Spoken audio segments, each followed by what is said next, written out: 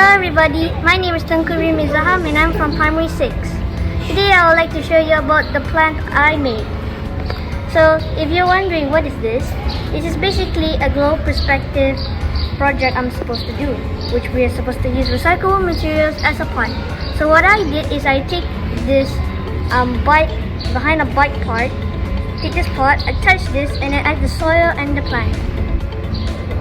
So what's the purpose of this? Since the world is actually warming up due to global warming, we don't know how to stop this.